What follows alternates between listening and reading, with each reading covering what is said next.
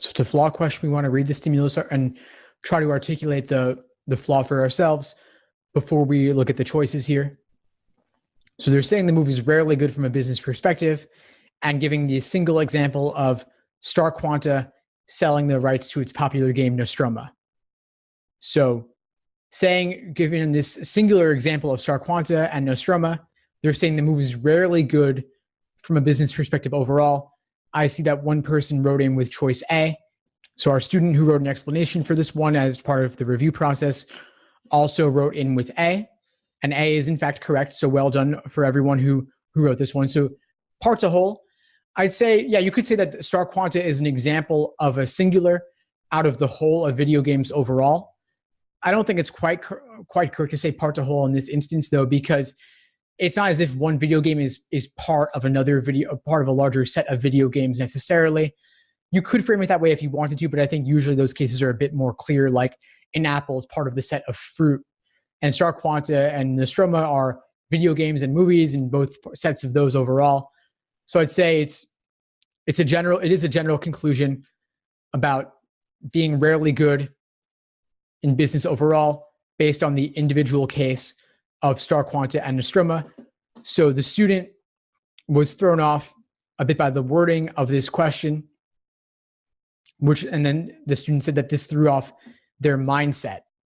So I think that you do want to be conscious of that. If the wording is throwing you off in the stimulus and then you skip to the choices without IDing the question type, you're going to run into trouble.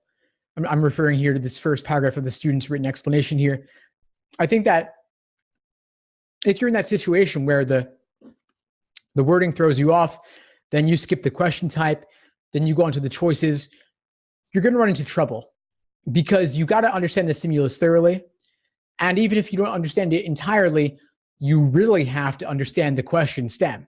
You have to know what question type you're dealing with in order to effectively solve it. So most vulnerable to criticism does, of course, indicate we're dealing with a flaw question type. So you want to go back, read the stimulus, and try to determine the flaw on your own before looking at the choices. And so I think this is an example of a flaw of generalization. Generalizing from the basis of a limited example or a singular example that is not necessarily representative of the whole.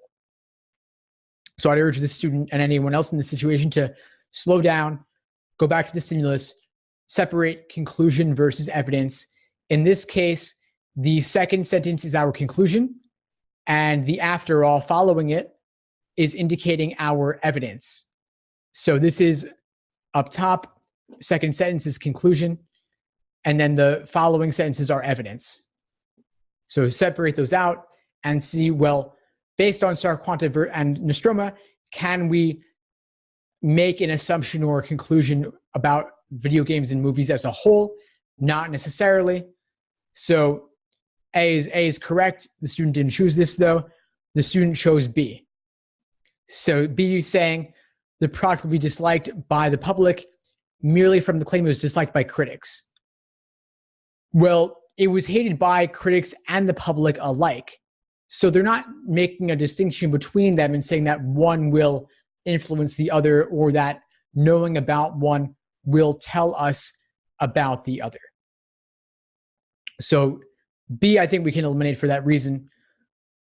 The student said they thought it was attractive because it mentioned similar terminology, but then the student said that they were focusing on too much on one minute detail, not the overall picture. So yeah, public and critics, that is a minute detail. I think you could even cross that off altogether and not really change the meaning of the stimulus that much. If we simply said poorly made adaptation was hated, subsequent versions did better, that doesn't really change anything. So I think, yeah, B is out and you could eliminate it for that reason.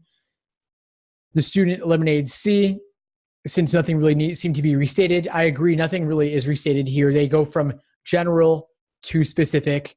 So yeah, C is out for that reason. D, presuming false information about the question, therefore had to be disqualified from the running of correct choices. Was it presuming false information about the question? A different media, equal popularity, that's not really covered at all. And the student immediately knew E was wrong as well. All right, so I think we're good on this one.